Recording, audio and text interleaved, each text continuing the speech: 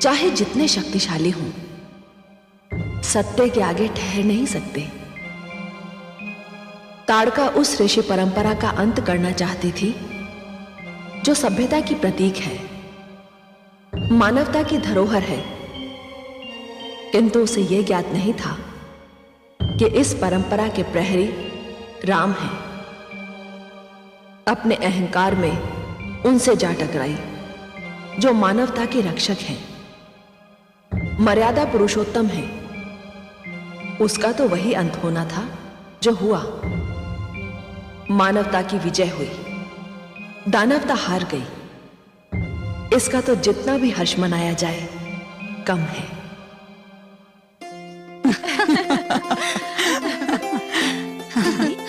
महारानी, महारानी।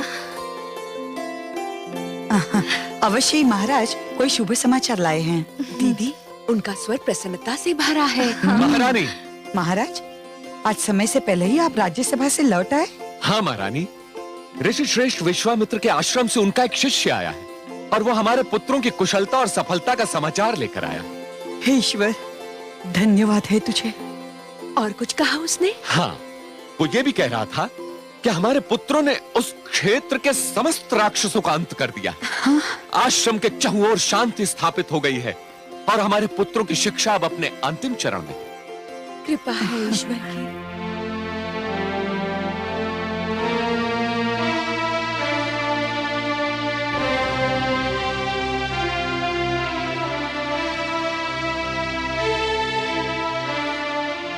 आप उदास क्यों हैं छोटी रानी? पुत्रों की कुशलता का समाचार सुनकर तो आपको प्रसन्न होना चाहिए था। केवल समाचार मुझे प्रसन्न नहीं करता महाराज। मुझे सुख तो उसी दिन मिलेगा जिस दिन मैं अपने लाल का मुख देखूंगी। फूलों में बसने वाला कांटों में पल रहा है। इस राजभवन का दीप ऋषि की कुटिया में अपना उजाला लुटा रहा है, तो मुझे प्रसन्नता कैसे होगी? किंतु छोटी रानी, हमारे पुत्र तो विद्या का धन प्राप्त करने गए हैं। इस अयोध्या के राजभवन में किस धन की कमी थी? विद्या का धन यहाँ रहकर भी तो वो प्राप्त कर सकता था।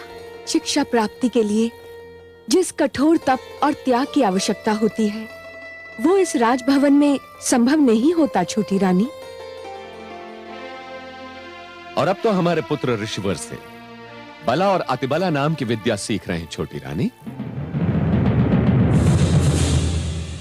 ये कौन सी विद्या है महाराज? इस विद्या की प्राप्ति के पश्चात भूख और निद्रा जैसी मूल आवश्यकताएं हमारे पुत्रों के अधीन हो जाएंगी। हमारे पुत्र इन आवश्यकताओं के अधीन नहीं रहेंगे छोटी रानी। क्षमा कीजिए महाराज, यदि मेरा पुत्र महाराज दशरथ के राजभवन में रहता तो भूख और निद्रा जैसी जीवन की आवश्यकताओं के अधीन रहता। पर महाराज, इस राजभवन में तो यूं भी ये आवश्यकताएं दासियों की भांति उनके अधीन होती। आपकी एक नहीं चलेगी महाराज। छोटी रानी को अपने पुत्र राम से इतना प्रेम है कि आपका कोई तर्क इन्हें संतुष्ट नहीं कर सकता। मैं तो केवल ये कहना चाहती थी महाराज कि ऋषिवर जो उन्हें सिखा रहे हैं उसकी उन्हें आवश्यकता नहीं। नहीं देवी, पुत्र को एक बार गुरु के हाथों में सौंप देने के उपरांत इसका निर्णय केवल गुरु करता है कि उसे अपने शिष्य को क्या सिखाना है और कैसे सिखाना है। इसमें ना तो माता पिता को किसी चुनाव का अधिकार है और ना स्वयं शिष्य को। किंतु आप चिंतित ना हो, मैंने ऋषिवर के लिए संदेश कहलवा दिया है कि साधना समाप्त होते ही वे राम और लक्ष्मण को अयोध्या भिजवा। अब तो प्रसन्न हो छोटी रानी।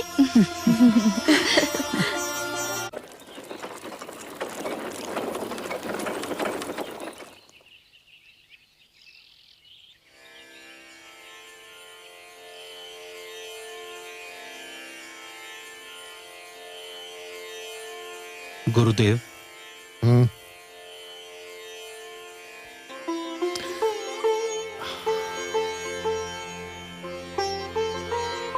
महामंत्री महोदय, आइए पधारिए। आपका स्वागत है। सेवक का प्रणाम स्वीकार करें ऋषिवर। कल्याणमस्तु। मिथिला में सब कुशल मंगल तो है? आपकी कृपा से सर्वथा कुशल मंगल है। प्रभु की कृपा है। कहिए, कैसे कष्ट किया? महाराज जनक की ओर से आपकी सेवा में निमंत्रण पत्र लेकर उपस्थित हुआ हूं। अच्छा,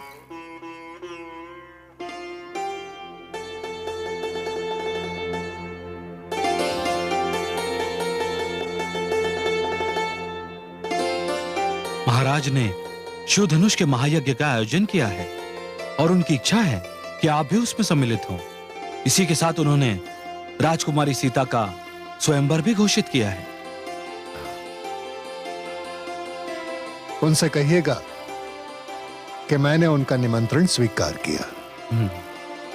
मैं अवश्य उपस्थित रहूंगा। जो आज्ञा।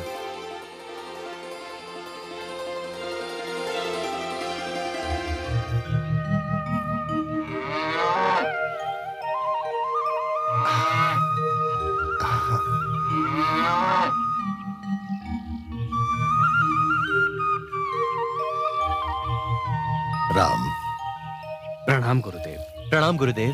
आयुष्मान भव, आयुष्मान भव।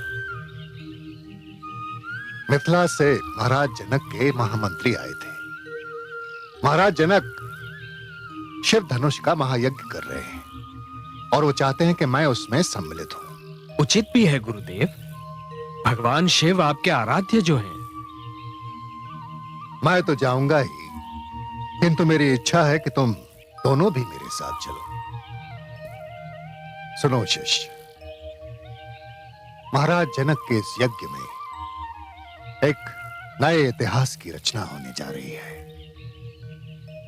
एक ऐसा इतिहास जो हमारे युग में वास्तविकता और आने वाले युगों की आंखों में स्वप्न बनकर सदैव जीवित रहेगा।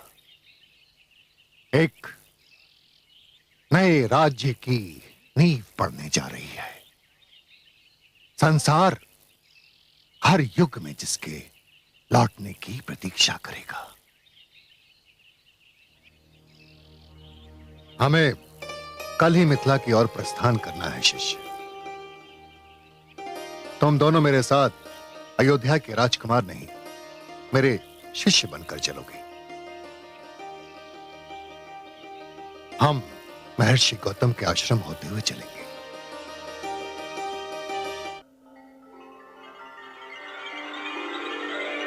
हे राम, औरों को तो प्रतीक्षा पत्थर बना देती है। मैं तो पत्थर बनकर भी तुम्हारी प्रतीक्षा कर रही हूं। औरों के नेत्र तो किसी की राह तकते तकते पथरा जाते हैं, परंतु मैं तो न जाने कब से तुम्हारी प्रतीक्षा कर रही हूं। अब तो आ जाओ हे राम, मुझ दुखियारी अबला के दुख का अंत कर दो।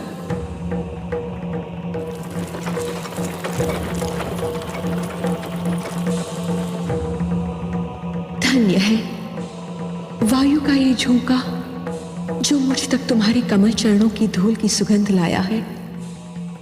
तुम आ रहे हो, तुम अवश्य आ रहे हो। मुझ दुखियारी के दिन फिरने वाले हैं।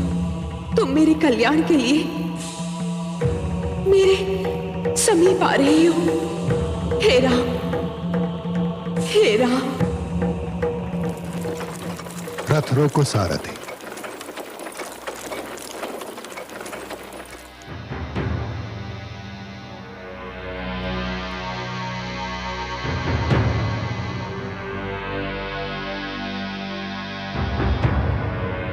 आज हम यहीं विश्राम करेंगे। गुरुदेव, इस उजड़े आश्रम में क्या यह स्थान विश्राम के लिए उचित रहेगा? यह सबसे उत्तम स्थान है शिष्य। हम यहां नहीं आए। यह उजड़ा हुआ आश्रम स्वयं हमें यहां खींच लाया है। हे राम, हे राम, हे राम, हे राम, हे राम, हे राम,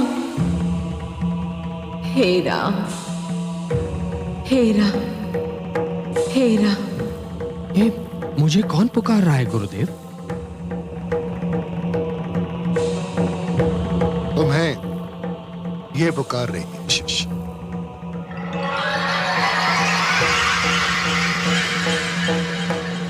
और न जाने कब से पुकार।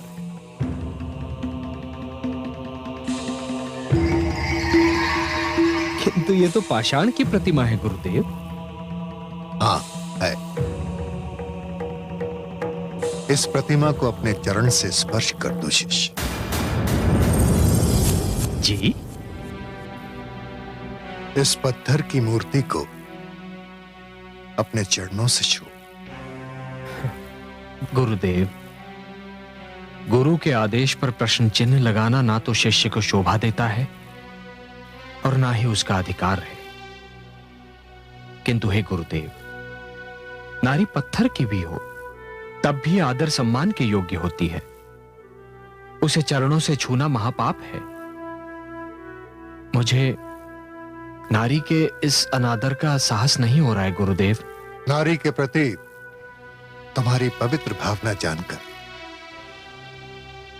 मैं गदगद हो गया शिष्य। मुझे ऐसे शिष्य पर गर्व है।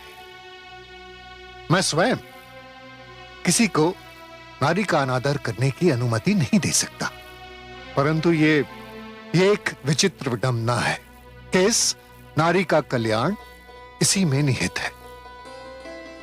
इसे अपने पैरों से छूकर तुम इसका अनादर नहीं, इसका उद्धार करोगे पुत्र। कौन है ये देवी? ये दुखियारी अबला ऋषि गौतम की पत्नी अहिल्या है।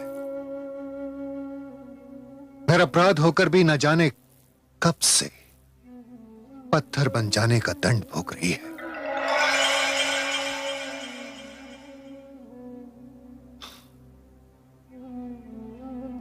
बहुत दुखद है इसकी कथा।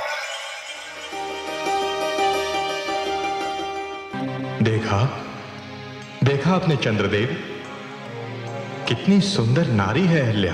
किंतु देवराज, आप चाहते क्या हैं? मैं उसे पाना चाहता हूं। तो क्या उसे पा लेना आपके वश में है? हां,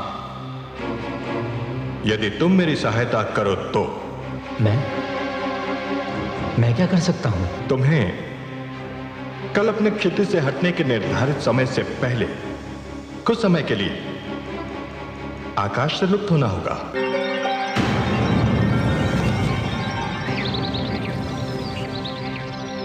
ये क्या? भोर हो गई और आज मेरी आंख नहीं खुल पाई। मुझे भी आश्चर्य है स्वामी, आज रात इतनी शीघ्र कैसे ढल गई। मैं अभी आती हूँ।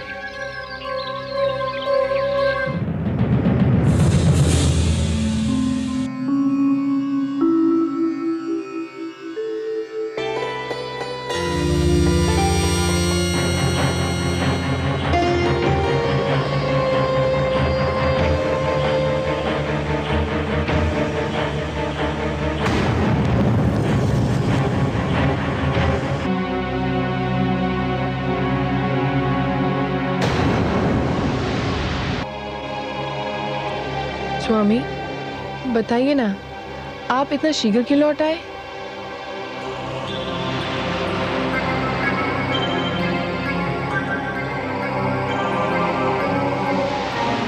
सूर्यदेव के दर्शन को जाते जाते मुझे आपके मुख चंद्र का ध्यान आ गया। मैं विचलित हो उठा। स्वामी, ये आज आपको क्या हो गया है? ये आप कैसी बातें कर रहे हैं? आपने तो अपनी सारी इंद्रियों को अपने वश में कर लिया है। मेरा संयम टूट गया है देवी। आपके स्मरण ने मुझे सब कुछ भुला दिया। आपकी सुंदरता, आपके यौवन ने मुझे सब कुछ भुला दिया। मुझे और व्याकुल ना कीजिए। अपने अधरों की मदिरा से मेरी प्यास बुझा दीजिए।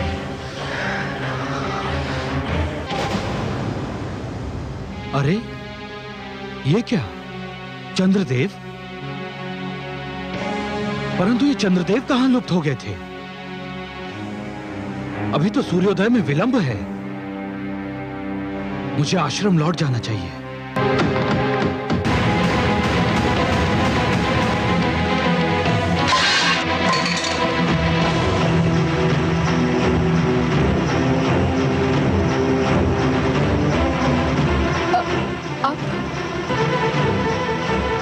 तो ये कौन है? दुष्ट, कौन है तू? अपना वास्तविक रूप दिखा मुझे। तो ये तू है इंद्र? जा, मैं तुझे शाप देता हूं कि जिस वास्ता ने तुझे ये पाप करने पर विवश किया था, तू आज के उपरांत उसके योग्य ही नहीं रहेगा। दूर हो जा मेरे सामने से, दूर हो जा। मुझे क्षमा कर दीजिए स्वामी। क्षमा कदापि नहीं। तेरा शरीर अपवित्र हो चुका है, तेरी आत्मा अपवित्र हो चुकी है। जा, मैं तुझे शाप देता हूं, इसी क्षण तू पत्थर बन जा।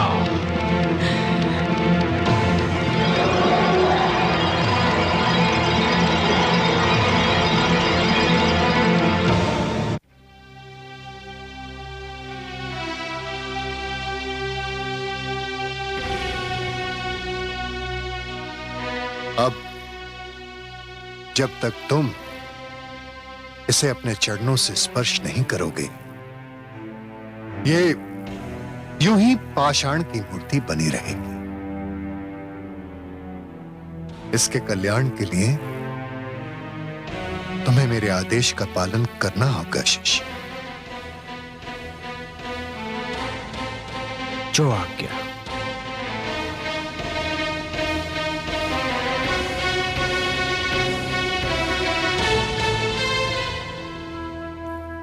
देवी, मेरे लिए नारी हर रूप में माता समान है। मैं आपको अपने चरणों से स्पर्श करने की धृष्टता करने जा रहा हूं, क्षमा कीजिएगा।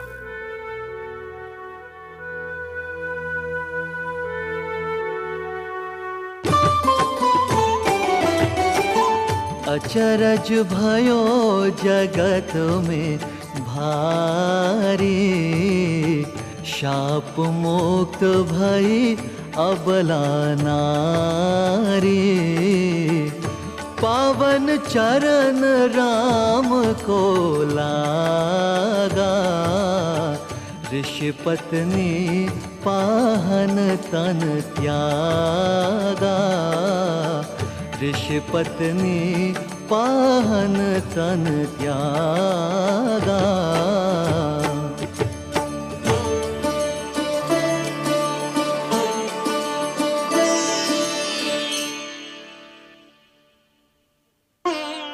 हे दुखी जनों का दुख मिटाने वाले राम, हे संकट के मारों का संकट मिटाने वाले राम, हे दुखियारों को तारने वाले राम, हे पापियों का उद्धार करने वाले राम, इस अबला को शाप से मुक्ति दिलाकर आपने जो इस पर उपकार किया है, उसके लिए आपको कोटि कोटि धन्यवाद।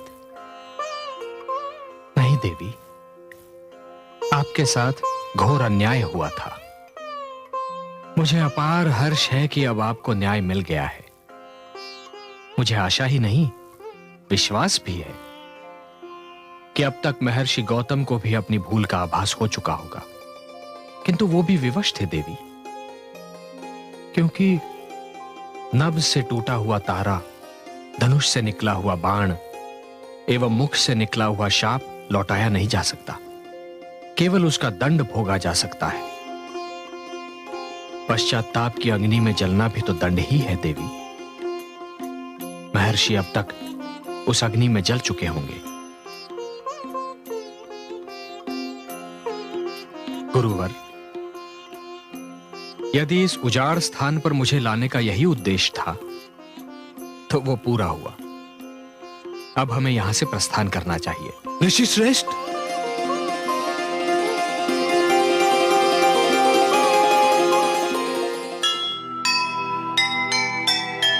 मुनि गौतम आए वहाँ सुखद मिला परिणाम। शाप मुक्त पत्नी मिले और मिले श्री राम। कहने को तो हो गया ये विधि का संयोग, तप के बल का था मगर ये अनुचित उपयोग, ये अनुचित उपयोग। जीव ज्ञान ब्रह्म ज्ञान अथ श्री विष्णु पुराण।